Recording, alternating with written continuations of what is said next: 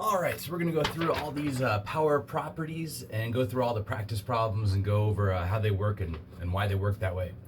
The first part says adding and subtracting, and then it says combining like terms. Now for this first part, this is actually not one of the power properties, but a lot of people will kind of confuse it with the power properties. For example, some people will look at 5n squared plus 2n squared. They go, all right, so that's going to be 7n, and I'll go, well, if that's a 2 and that's a 2, then that'll be a 4. And I'll confuse it with the power property. It's actually not equal to 7n to the 4th. So think about it like this, If you had 3 eggs plus 4 eggs, what would that give you? Well, you'd have 3 eggs plus 4 eggs, so you'd have now 7. 7 what? 7 eggs. So the idea is if you had eggs with more eggs, then you just get a lot of eggs. 3 eggs plus 4 eggs is 7 eggs. Same thing over here. Instead of eggs, we're adding these things. We're adding n squareds. So if you have 5n squareds and you add it to 2 more n squareds, then you have 7. 7 what? 7n squareds. So the same way that eggs plus eggs gives you eggs, n squareds plus n squareds give you n squareds. All right, so for practice problem 1 and 2 then. For practice problem 1, if it had said 9x squared y minus 10xy, you would not be able to do that problem. And here's why. An x squared y is not the same as an xy. So you can't combine them unless they're the same. Kind of like you can only add eggs with other eggs. You can't add eggs with like bacon and get more egg bacon or something like that. So eggs only add with eggs.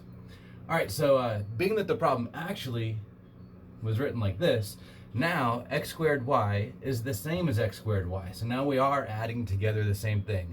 We have 9 of these, and then we're adding it with negative 10 of these. And, all right, just wanted to make sure that was a subtraction problem. So if it's subtraction, it's actually the same as adding a negative. So we have 9 of these plus negative 10 of those. So then you have to pretty much think, well, what is 9 plus negative 10? It equals negative 1. So then the answer is negative 1. Negative 1 what? Negative 1 of these. So that stays the same, x squared y. So that's your answer right there, negative 1 x squared y. Okay, so since 1 times x squared y is just x squared y, you could actually get rid of that 1, and you could just say that the answer is negative x squared y. That's the same thing as negative 1 x squared y. All right, number 2. Subtract 6w from 8w. Now the key word here is you're taking it away from the 8w, so this basically says to start with 8w first, and then subtract the 6w. Now again, the reason that this works is because this is w and this is w. They're identical. So if you have w's minus w's, then you could actually do that problem. 8 minus 6 is 2, so the answer is 2w. If you want to, you could think about it as adding a negative. So 8 plus negative 6w, either way, it's going to give you 2w. So the answer for that one is going to be 2w. So again, the w stays the same, just like eggs plus eggs gives you eggs, w's combined with w's give you w's. All right, there we go. All right, next we're going to the product rule. And the product rule says this. If you're multiplying powers with the same base, so like the base here is x, if they both have the same base, then the rule is you keep the base, but you add the exponents. So even though we're multiplying the powers, we're going to add the exponents. Now here's why that works. If you had n to the third power times n to the second power, you would keep the n, but you would add up the 3 plus 2. So you would really get n to the fifth power. That would be the answer.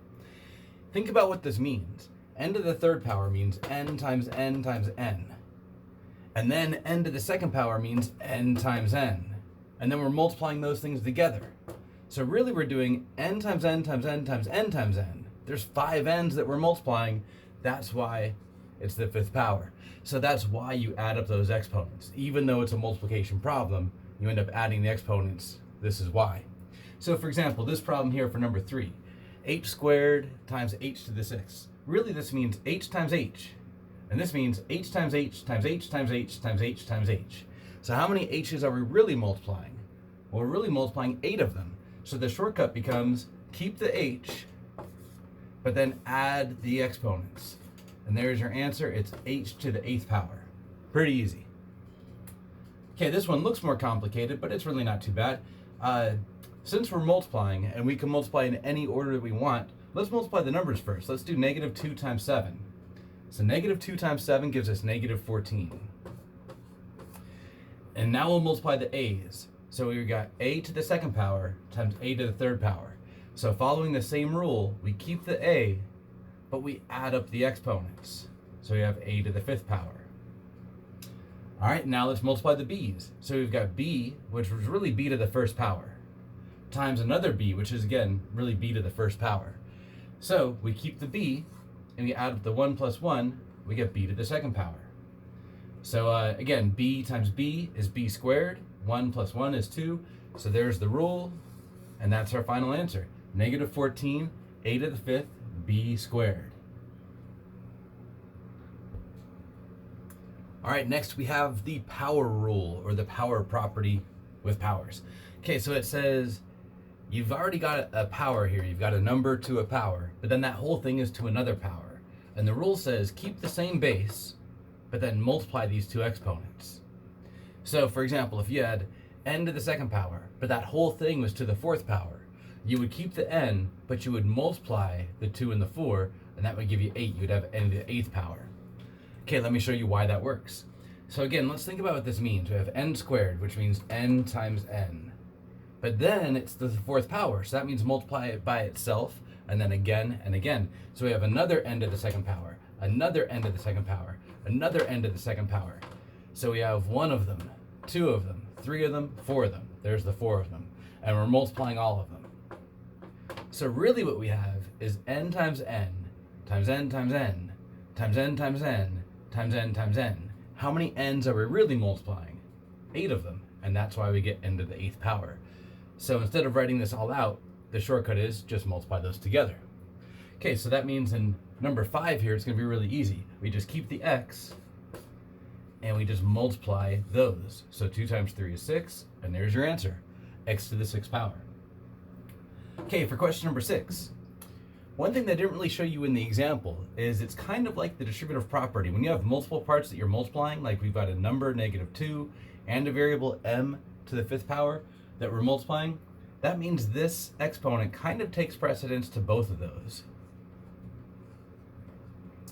Okay, so we've really got negative 2 squared, so it's negative 2 times another negative 2. So that's going to be a positive 4.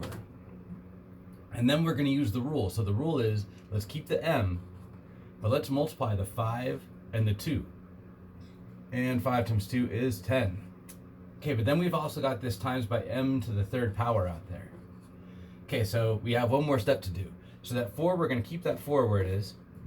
But remember, the rule is, if we're multiplying this m to the 10th times this m to the 3rd, now we're not using this rule anymore. Now we're using the last rule that we had gone over, where you multiply them. So when you multiply them, you keep the m, but if you remember, you add the exponents. So we're going to add 10 plus 3 is 13. And that's our final answer right there. It's 4m to the 13th.